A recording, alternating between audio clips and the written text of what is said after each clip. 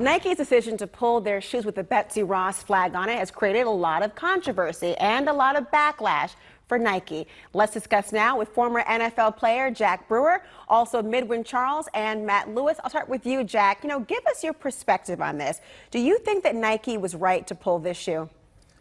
Of course. I mean, listen, people can buy what they want.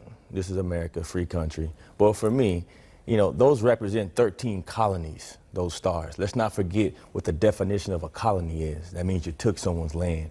And so I want nothing to do with it. As a black man in America, slavery is real, right? We still have schools that are segregated. Both of my parents went to segregated schools. So it's real to me. And when you look at our black population, we're still the sickest, the poorest, and the most uneducated people in America. And that is our former slave population. And so let's just keep it real for a little while and understand what this means. It's not about Colin Kaepernick. I don't agree with everything Colin Kaepernick does, says, and how he does it. But what I do know is I'm a black man, and I want my kids to know what that flag means. And my flag has 50 stars on it, not 13. And of course, the legacy of slavery we all know is quite real in this country. Do you agree, Midwin? Is this particular flag and this symbol one of hate to you, of the actual Betsy Ross flag?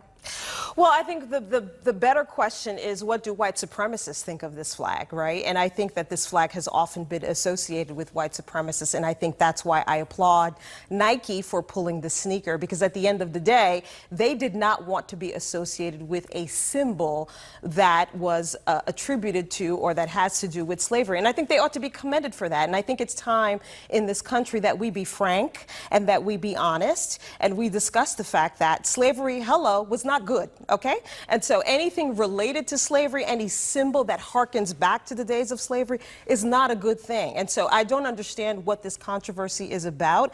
I think Nike ought to be applauded for recognizing that this is something that is hurtful, that this is something that goes back to a time that America should not be proud of.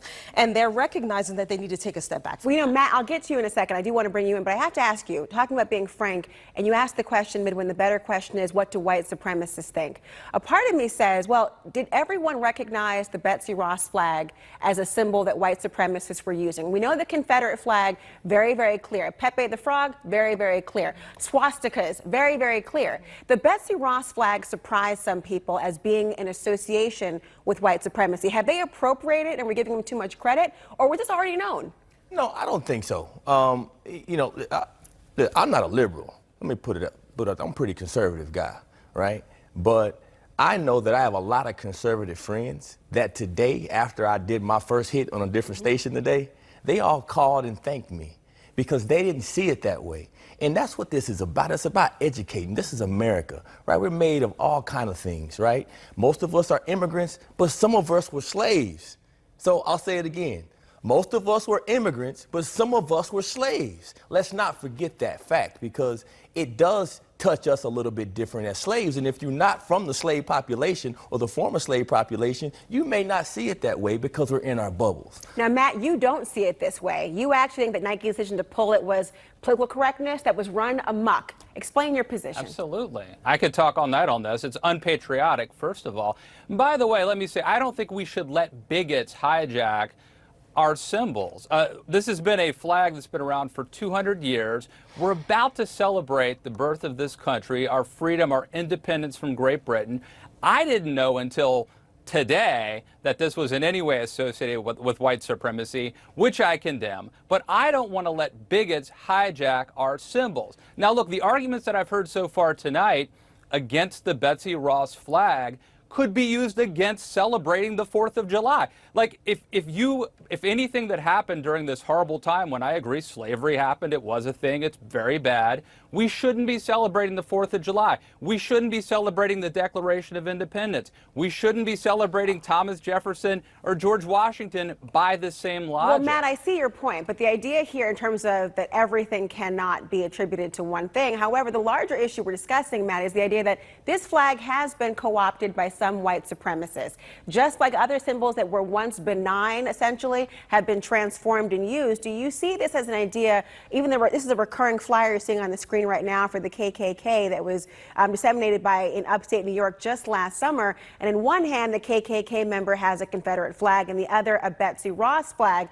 And a local news report out of Georgia found that this flag had been used in the KKK ceremonies as well. Does that make it even more about political correctness, or is this actually saying, look, it is being used in this way, and we can't ignore that?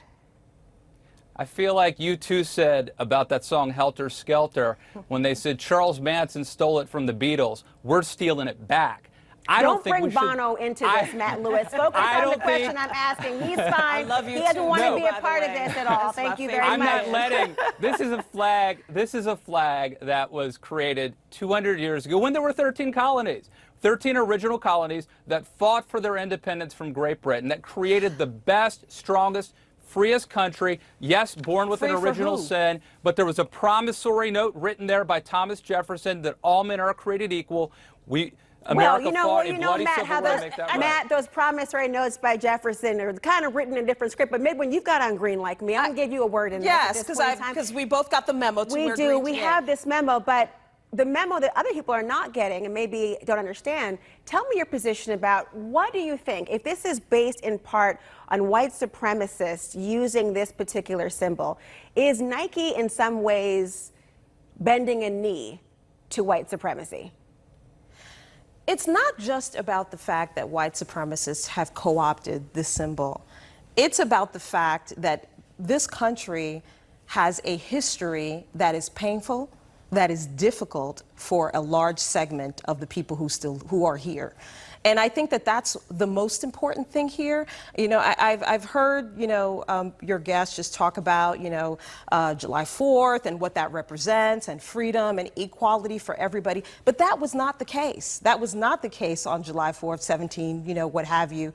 That just was not the case for black people. And so I think that's what's missing from all of this. When you had the 13 colonies, you had slavery in America at the time. So whether or not this symbol, celebrate the 4th, excuse me, I'm still speaking. Isn't that an argument? Excuse me, I'm Matt, I want to let her finish her point. Let me finish my point. Just hold on, everyone. I did hear your point, Matt. It was raised. I want to have Midwin address that final point. Then I want to give you the final word, Jack, on this issue, because I do want to know if Colin Kaepernick were not involved in this, if his name had not been raised, and this was already brewing on social media already, would it have been this big of an issue? I don't think so. I think it would have still got some attention just because that's the society we live in. But listen, Colin Kaepernick is controversial for a lot of people in America, right? He started off his kneeling by wearing socks depicting cops as pigs, so he turned off some people, right? I'm with Colin. I get just as pissed off when I see a black man get shot. I even get more mad when I see over the last month 100 kids shot in Chicago, 50 killed in Philadelphia, 30 killed in St. Louis, Missouri. That hits my heart to the core. And so we have real issues in this country. But to your guests, I just want to say, man, we've changed a lot of the things in our country, right? The Star-Spangled Banner was written, right? No referee could save a hireling or slave. That got taken out, the Star-Spangled Banner, right? We had 13 colonies, which means we went and took land in 13 states from people, right? We changed that, and now we got 50 states. We have a new flag. Let's be the new America that we can become. Let's come together as one, unite as a nation, fix our problems that we have here in this country, and that starts with accepting the fact that we were built as a racist nation. And of course, I think Midwin's point, and thank you both, all of you, for coming on the show today. To your point, the idea that America is still evolving and has not yet achieved its aspirations. Thank you. We'll be right back.